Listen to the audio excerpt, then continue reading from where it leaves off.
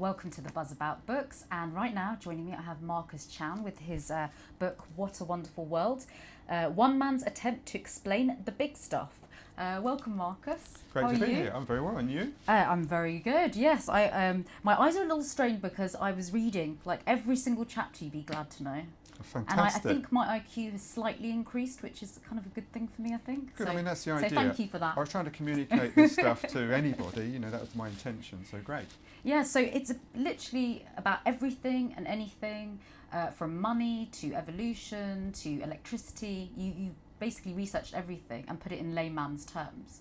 Is that what you did? Yeah, I mean, my editor at my publisher, Faber, he said to me, you know, the thing that I normally do is I communicate physics to anybody, you know, someone waiting for a number 25 bus, or unfortunate enough to be waiting for a number 25 bus when they see me. And so he said, why don't you use that skill you have to explain everything, you know, everything from, as you say, finance to thermodynamics, you know, sex to special relativity. And I was completely daunted, and I put him off for about 2 years. I thought, how can he possibly do this?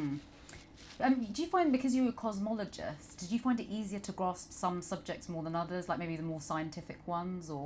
Definitely, yeah, definitely. So obviously, some of the subjects I cover in my book are subjects that I knew about, and that was a bit of a relief. But what I actually did first of all was I jumped in and I thought, I'm going to start by getting under my belt some of the things I really don't know anything about. I mean, money, what's that about? You know, the brain. I don't know anything about cells. You know, so I phoned up biologists, I phoned up economists, and I picked their brains. You know, and that was both exhilarating and fun, but it was also quite stressful because sometimes they really didn't speak my language. I just couldn't get them to speak my language, you know, and so I'd have to try someone else and then try someone else. So it was quite difficult, but very rewarding in the end. I know there's some things, I mean, like you said with the money topic, you never actually really think about where did money even originate from, and I found that one of the most interesting chapters, actually. Yeah, I think I was asking at very basic level, really simple questions. You know, how did money originate? You know, and I got insights which maybe I would only get because of my background. So I discovered that money allows trade to time travel. You know, if I've got some fish and I want to exchange them for your stone axes or whatever, I've got to make my trade now, because if I don't, then those fish will go rotten. But if I can exchange them for something, some kind of unit of currency, something that we can agree, it could be shells or whatever, that's got some value, then I can actually make my trade at any time in the future. So really, you know, money allows trade, liberates trade, so you can do it at any time in the future. So there's a lot of so many topics in here, but just to maybe pinpoint a couple of things. So in a nutshell, how would you explain the idea of a mosquito having the ability to explode, almost like an atomic bomb? You actually explained something a little bit like that in here. Well, basically, the subject there was electricity. I was sitting down and I thought, I need to explain electricity. What the hell is that about? You know, how is it that something invisible can come down a wire into my house? Wonder, it can power my washing machine and my toaster, and it can light my lights, and it can do that for billions of people. How is that possible? And when I began to think about it, I realised it was all down to a thing called electric force. Now, we know about the force of gravity, it holds our feet on the ground. Well, the electric force is 10,000 billion times stronger than gravity. Billion. Okay, but in normal circumstances, it's completely neutralised. You're made of negative charge and positive charge. There's an equal amount, so there's a repulsion and an attraction. It's cancelled out. But if you could actually create some kind of charge imbalance, you could unleash this force. So I thought, well, what you know, a mosquito is made of atoms like you and me. They consist of atomic nuclei, which are positively charged, and electrons, which are negatively charged. Say I removed all the negatively charged electrons, then you'd just be left with the positively charged nuclei. They would repel each other with this unbelievably, mind-bogglingly strong force. So I thought to myself, well, how much energy would that mosquito explode? And when I worked it out, it turned out it was the energy of a global mass extinction. So in that mosquito is that kind of energy. So to generate electrical energy, we create a charge imbalance, and we can unleash this unbelievable force which powers the world. So if we actually removed all the electrons from all the atoms in our body, we could explode too. Quite literally. You would actually destroy the Earth. So, you know, I mean, thank God opposites attract. because if that didn't happen, there was this yeah. unbelievable. And one of the mysteries in physics is why is it there are four fundamental forces which glue everything together. There's gravity, there's the electric force which holds your atoms in your body together. There's two other nuclear forces which most people don't know about.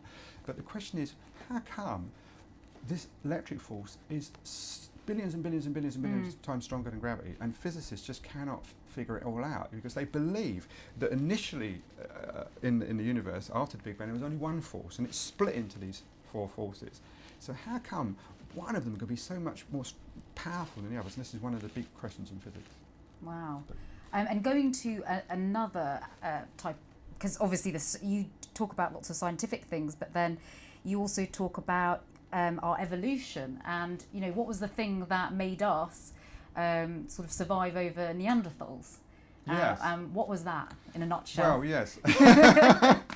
There's more in the book, There's so much information, but I in a went nutshell. to people, I went to experts, and one of the experts I went to was a guy at the Natural History Museum, a Professor Chris Stringer, and he said to me that the crucial advantage that humans may have had over Neanderthals was sewing.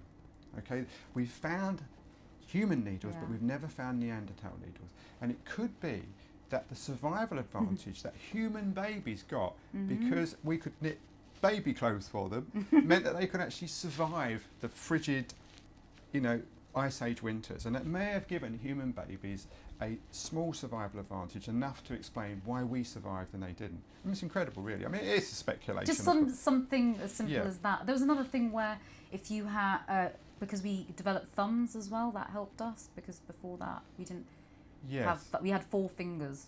We? Yeah, I don't know about that. I don't think I remember. I ever mentioned thumbs in my book, but yeah, we don't know. I mean, at one point in the past, this is what's really beginning to surprise us.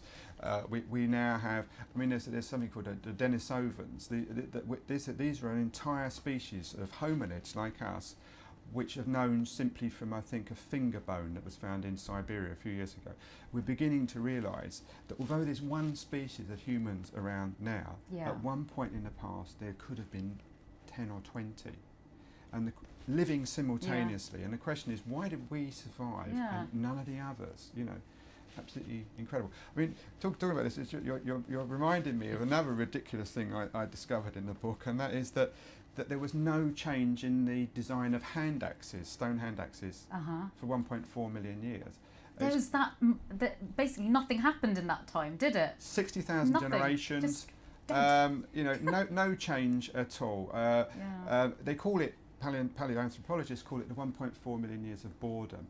Now we're used to the fact that we expect the iPhone to be different next year, or our cars to be different. We're so impatient, aren't we? Yeah, everything's things quick. don't. But nobody in 1.4 million years thought of any improvement to the stone hand axe. And what this tells us is that for most of human history, people lived in groups, maybe 50 or 100. Things got invented. Maybe people discovered how to use fire. But maybe that secret died with them because we didn't have a large enough group for ideas to spread. What actually happened with the invention of farming after the last ice age, 10,000 years ago, is that suddenly people could live in large groups. They could live in villages and towns, and suddenly ideas could spread. And really, this idea that we live in a world that's constantly changing, everybody who's lived since the last ice age has lived in this world, the last 13,000 years. I mean, obviously the speed of change is accelerating, but for most of human history, that wasn't the case. Just bored for that long. But of course, there were other things going on. It could be that they made wooden tools and they decayed, or they made tools out of bone, and we can't distinguish those tools from natural bone. But lots of things were happening. We were developing language, we were becoming more sociable. Lots of other things were going on. Our brains were getting bigger. Marcus, it's an absolutely fascinating book. Thank you so much for coming in. So that is What a Wonderful World by Marcus Chown.